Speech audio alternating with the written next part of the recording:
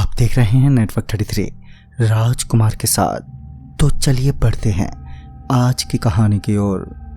उस शाम हमारी बस के इंजन में आग लगने के चलते सभी मुसाफिरों को बीच रास्ते में ही उतरना पड़ा। क्योंकि बस जिस जगह पर खराब हुई थी वो एक जंगल का एरिया था, ऊपर से सूरज भी छिपने को था, तो मुझे जल्द ही आगे के लिए कोई दूसरी व्यवस्था करनी थी। मगर उस हाईवे से जो भी गाड़ियां गुजर रही थी उनमें से एक भी मदद करने को तैयार नहीं थी। धीरे धीरे सूरज छिप गया और वहां पर काफी अंधेरा हो गया।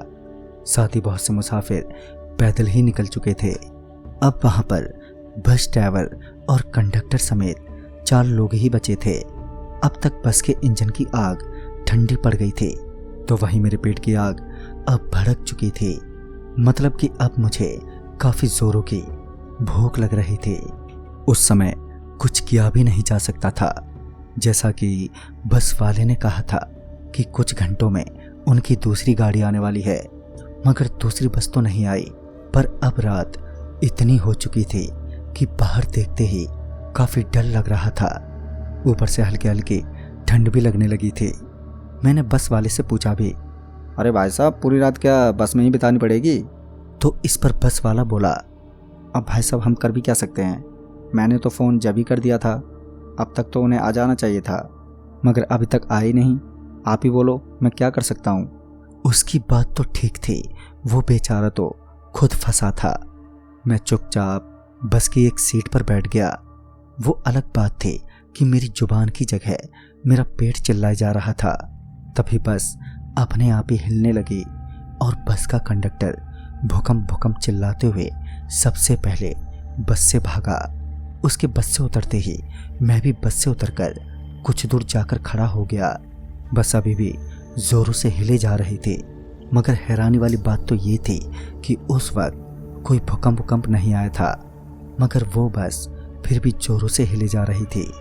मैं अभी बस के इस तरह हिलने की वजह को जानने में ही लगा था कि बस ड्राइवर और कंडक्टर भूत चिल्लाते हुए वहां से भागे और उनके साथ ही वो मुसाफिर भी।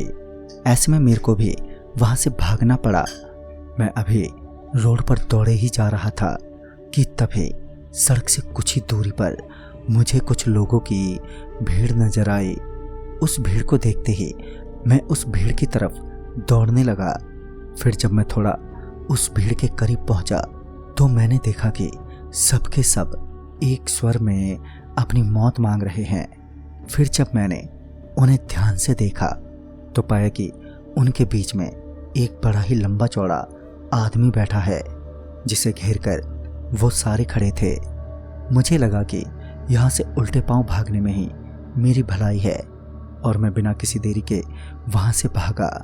पर मैं जैसे ही भागते हुए वापस सड़क पर पहुंचा तो मैंने बस ड्राइवर और कंडक्टर को सामने खड़ा पाया। मुझे लगा कि वो दोनों मेरी मदद के लिए आए हैं, मगर जब उन दोनों ने कहा मेरी जान ले लो तो ये सुनते ही मैं समझ गया कि अब इनका भी खेल खत्म हो चुका है।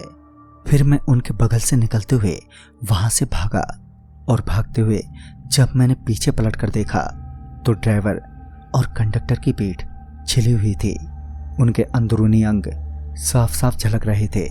मैं बिना रुके वहां से भागता रहा और जब भागते भागते मेरी सांसें फूलने लगी तो मैं रुका।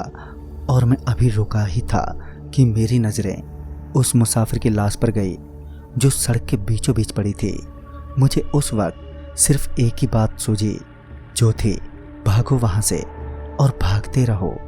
मैं किसी तरह भागते हुए एक बस स्टॉप पर पहुंचा जहां पर कुछ लोग लेटे हुए थे।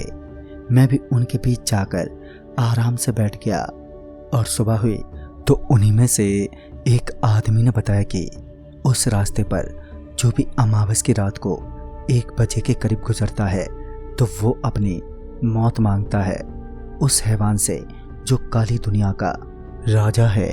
तो दोस्तों, इस कहानी में बस इतना ही। तब तक के लिए बाय एंड टेक केयर।